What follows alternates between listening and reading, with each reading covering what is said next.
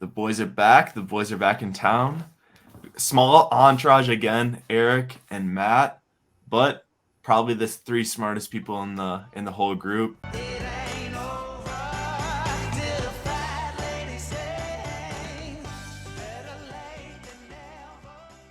But we got a great matchup tomorrow.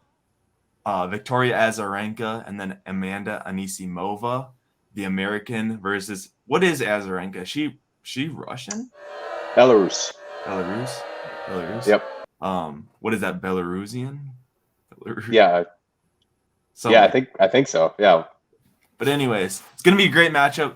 Azarenka's had an incredible past. She's very much a winner. Has won many tournaments in her career. Anisimova is pretty new on the WTA, younger. Had some success and is rolling right now. So, I mean, I kind of want to roll right into the bets. I got Amanda Anisimova money line minus 125. I'm going to put $20 on that. So $20 at minus 125 is a $16 return. Matt, what do you got in this match? I'm gonna have to roll just later in tournaments. I usually roll with the younger players. I think there's at least a 10-year age gap between the two players, and I think Anisimova maybe just gonna be a little bit fresher. So I'll go with Anisimova.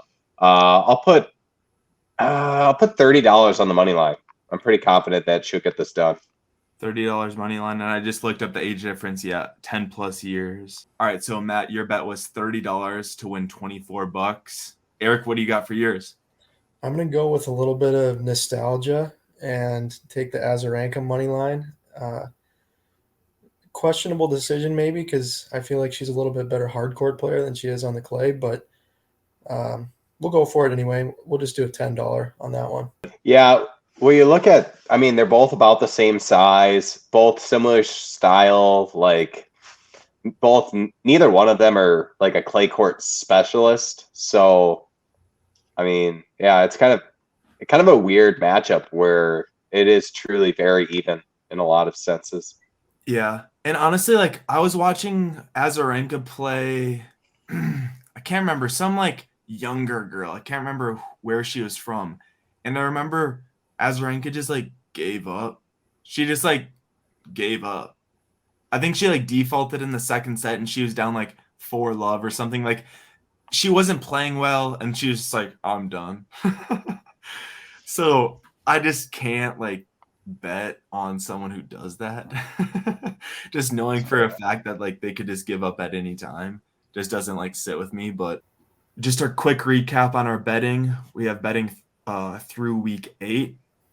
I had a big redemption week. I'll post, maybe do a little clip of my reaction to the bet.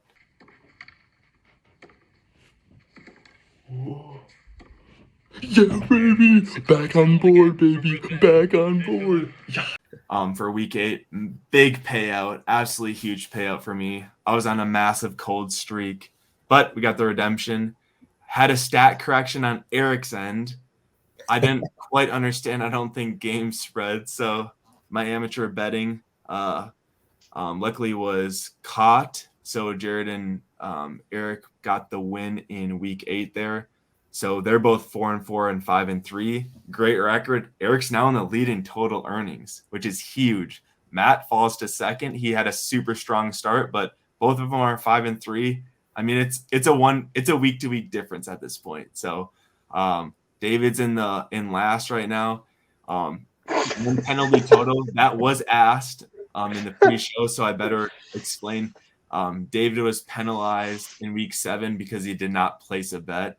I can't say it's uncharacteristic because it seems like it would be characteristic, but he did get the penalty. I made up the penalty after, so like maybe this will come back to haunt me. But Matt, Eric, and I all play a lot of tennis in the summer, so we're pretty involved. Usually we're probably playing 3-4 tournaments, I would say, on average. What do you guys think about that for yourselves?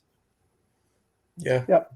Maybe more, maybe less, depending on the year. I think I was like 2 last year, but I'm blaming it on COVID and stuff. But anyways, one of our favorite tournaments I know just because like the boys talk about a lot is the Jackie Dockter tournament in Bismarck, North Dakota. They have 2 tournaments out there, but I know it means a lot to us 3 along with just like our normal tennis group.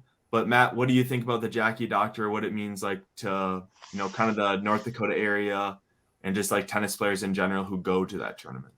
Well, I think it's such a great tournament because you get like Bismarck's such a great tennis community, and like they love tennis so much, and all the money goes to a good cause. And I'll kind of let Eric talk more about that because his family's more involved in that stuff. But for us as players, like it's the first term of the year. It's super exciting, and it's not a money tournament either. It's purely for fun, and it's like one of the rare tournaments where you don't have that pressure of like, is this for money or is this for points and stuff like that. It is truly for the love of the game, and you just see the same faces every year, in the crowd watching, and it's just a great way to get the summer started. And there's always, good players there playing, so it's great from a competitive standpoint as well. So I always love starting my summer tennis there, and looking forward to doing that this year as well. Yeah, we love the Jackie Doctor in Bismarck. It's a tournament with a bit of history. The namesake of the tournament, Jackie Doctor, was a young girl who was a pretty talented tennis player, had worked her way up the high school rankings in North Dakota, and then shortly before her senior season, I believe, in high school, she was diagnosed with a brain tumor and passed away shortly after.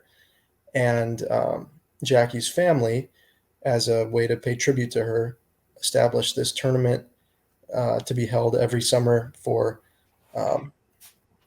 complete charity, where the proceeds go to directly back to the community, back to the local tennis teams, and other causes near to the Dockter family. So I've been playing since I was in the 10 and unders, and not sure if I've missed more than a year since then. And fortunately enough, when we all kind of got to know each other at college, you guys were interested in playing as well. So it's kind of turned into a cool tradition that we've stuck with, and it is definitely one of the highlights of my summer as well.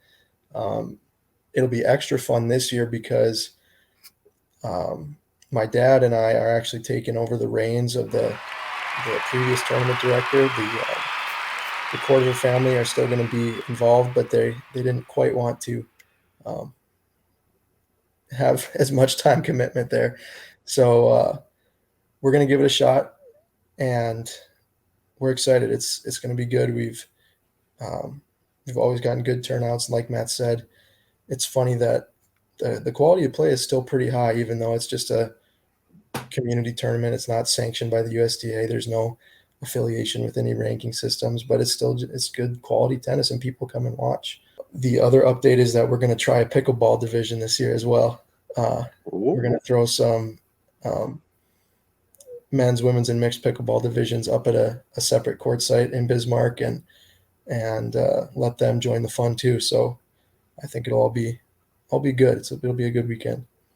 I think one of the big things for the Jackie is like the Cordovas are always there. Like I think they're a big presence at that tournament.